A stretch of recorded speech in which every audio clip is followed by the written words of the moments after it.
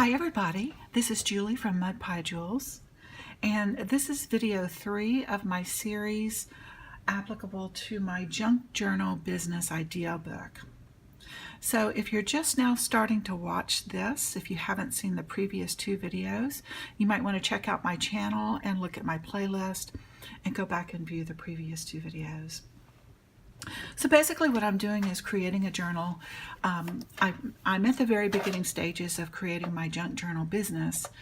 I don't know what my plans are for it, but I do know that I want to make enough money off of my junk journal business in order to pay for my hobby. That's my aim at this point, because I spend a lot of money on all of my supplies, and it's kind of getting out of hand. So that's my goal at this point.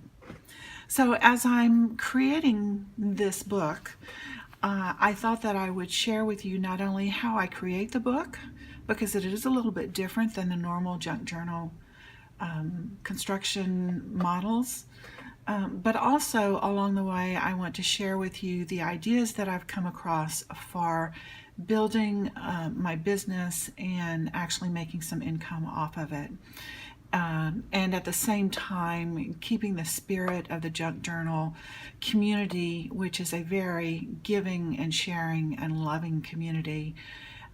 So I don't want to lose that in the process.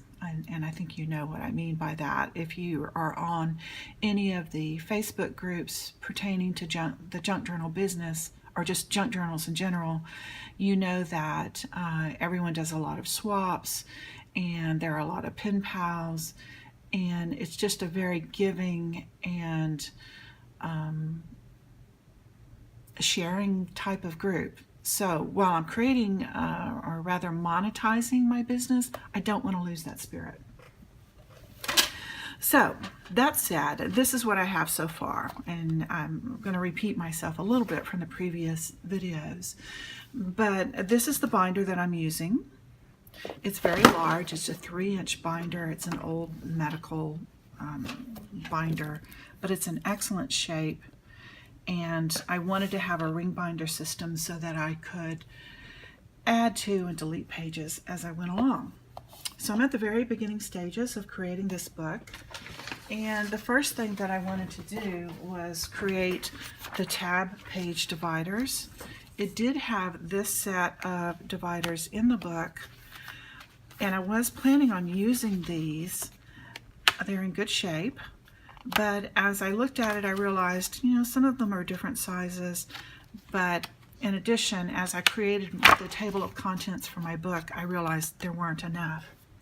So, lucky me, I had gone to Goodwill, and I found this huge set of tab dividers at Goodwill for a couple of bucks. It would have been much more expensive had I gone to a office supply store to buy them. So I was very lucky to find those. So this is basically, that's what this video is about today, is how I'm doing my tab dividers. And so the first thing, if you're following in my pattern and following and creating your own book, this is basically what I've done. I created a table of contents, which I'm sure will change as I go along. So you can see this is my junk journal business idea book, my table of contents, and here are my main topics. First of all, just a general index, a section for ideas, the calendar, and I'm using Mary Engelbreit calendar for these calendar sections. Then business basics, state business requirements, taxes, and things of that nature. Networking, platforms for selling, such as Etsy, eBay, and so on. Other funding platforms like GoFundMe. Social media, of course, is a big one for our realm of the world, because we spend a lot of time on YouTube and Facebook, Pinterest and Instagram and so on. I'm not sure about Twitter. I'm not sure how much our community actually uses Twitter, but I did notice that Etsy has some information about Twitter, so I went ahead and included that. And then finally, statistics and analytics and how to gauge how your various platforms are doing. So those are the major categories in my table of contents. And so now that I have my table of contents done, I was able to determine how many tabs I needed in each section. So after cutting down the bigger pages to fit the binder, I gathered enough sections or enough tab dividers for each section, pin them together like that. So these are the ones that I'm working on in progress. And then I used my tab divider creator, punch, whatever you want to call it. This is a product by We Are Memory Keepers. And I have to admit, I've had this in my supply stash for a long time, over a year, I think, and I really never used it. This is what the inside looks like. And so it will create this type of tab. Let's see if I can get the light on that better. So that's what it creates. This is a one-sided one. So if you have a piece of paper and you just punch the one piece of paper like this,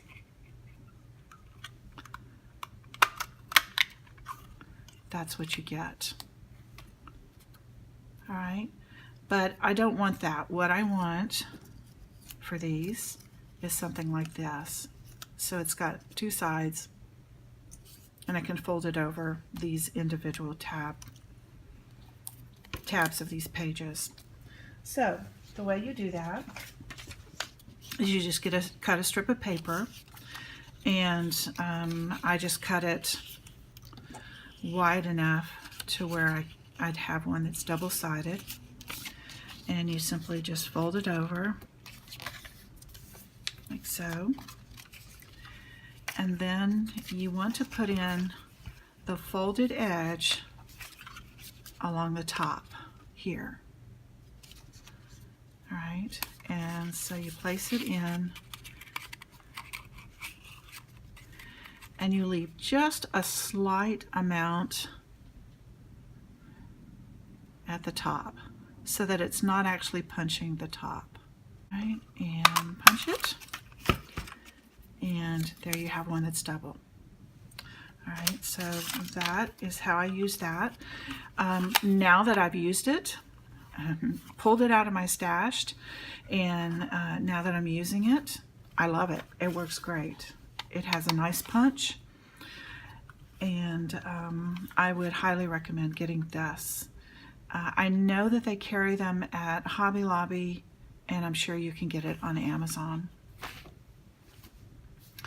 So that is what I've done as far as the next step. Punch those out and then place them over the original tabs. And in addition, I have put an extra sheet here, or just a little piece of paper there to cover up, because I don't know, I'm planning on distressing this around the edges, and I don't know if you can see this, but the plastic goes out to the edge, and so of course the distress ink won't hold in that area, so I put this piece here. Okay, yes, so this is the next step that I did. I used the Tim Holtz Distress Ink Vintage Photo, which is my favorite, and this ink applicator, and just dip that in there and went around the edges. So that's the next step.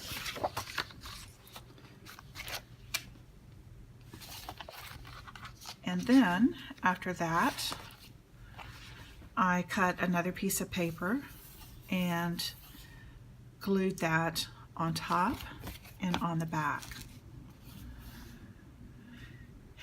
And I use the rounded edges. I'm not sure if I'm going to continue to do that, but here's an example. You see here where it's got, you can get it down, where it's got the white there. That's an area where I didn't put that extra strip of paper, but the Distress ink did not apply in that area because it's got a little bit of plastic over the page from that original tab. So that's why I put that extra piece of paper that you see on these. To glue this paper down, I used this. This is called Yes Paste. This is the first time that I've used it, and I have to say that I absolutely love it. I know that I had seen Shannon Green, who's another YouTuber who does junk journaling. If you have not watched Shannon Green, I highly recommend her channel, but she uses this paste, and so I ordered some from Amazon, and it is excellent. So let me show you what it says. It says it's acid-free, it's all-purpose stick flat glue. It says it's ideal for scrapbooking, 100% acid-free, perfect for archival work, won't wrinkle light or delicate materials. This paper that I'm using is from a card pack, but it's not very card-like. I imagine it's more like 20-pound paper. It's very light, and I've chosen that on purpose because I've already got so much bulk going into this book from these tab dividers. So it was very important for me to have a glue that wouldn't wrinkle this very thin paper. And as you can see, there are no wrinkles. It did an excellent job. It says it's non-toxic, water-based, no solvent, dries clear, easy to clean up, recyclable. Yes, and so it did dry clear. It was a cinch to clean up. Of course, I have my Teflon mat here that I'm using, and so I just wiped it down with a wet wipe. Okay, let's see what else. It says, for the directions, make sure that the surfaces to be glued are clean and free of oil. Apply with a brush. A squeegee can be used for extra smoothness. I just used an old credit card. And it also says, use sparingly. Remember, a little Yes Paste goes a long way. And that was true. I applied just a very light coat. And let's see. It says use at room temperature. You can dilute it with warm water, although I wouldn't recommend that because then you are going to get some wrinkling with your paper. So I did this one, I think yesterday or maybe the day before. I didn't use anything along the edges, and it is staying perfectly. So I really like it. It had like a tacky feel to it. Let me open it up so you can see what it looks like. It just looks like a big vat of Vaseline, and it actually has that kind of consistency.